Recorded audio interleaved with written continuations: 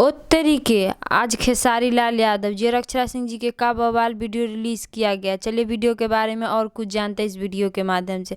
मैं निशा यादव, देख रहे हैं 100 तक, तो बहुत बहुत स्वागत बा। अगर आप लोग अभी तक 100 तक चैनल को सब्सक्राइब नहीं किए हैं तो नीचे के लाल बटन दबाकर चैनल सब्सक्राइब कर दीजिए और साथ ही साथ वीडियो को लाइक कर दीजिए। चलिए अब वीडियो स्टार्ट करते हैं।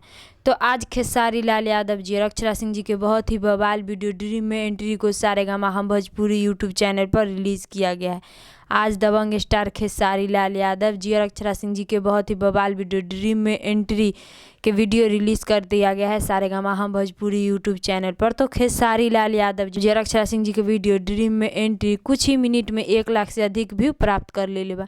खेसारी लाल यादव जी और अक्षरा सिंह जी के वीडियो ड्रीम में एंट्री कुछ ही मिनट में 1 लाख से अधिक व्यू प्राप्त कर ले बा। अगर आप लोग अभी तक खेसारी लाल यादव जी और अक्षरा सिंह जी के वीडियो ड्रीम में एंट्री के नहीं देखे हैं तो आप लोग भी जाइए सारेगामा हम भोजपुरी यूट्यूब चैनल पर और खेसारी लाल यादव जी और अक्षरा सिंह जी के वीडियो ड्रीम में एंट्री को देखिए और देखकर नीचे कमेंट बॉक्स में बताइए कि आप लोग को देखने में कैसा लगा। तो आप लोग को यही छोटा सा जानकारी बतावे के रहे, तो इस जानकारी के बारे में का राय बा, का विचार बा, नीचे कमेंट बॉक्स में बतलाएं। फिलहाल में इतने, फिर से मिलेंगे अगले वीडियो में। जय हिंद, जय भोजपुरी।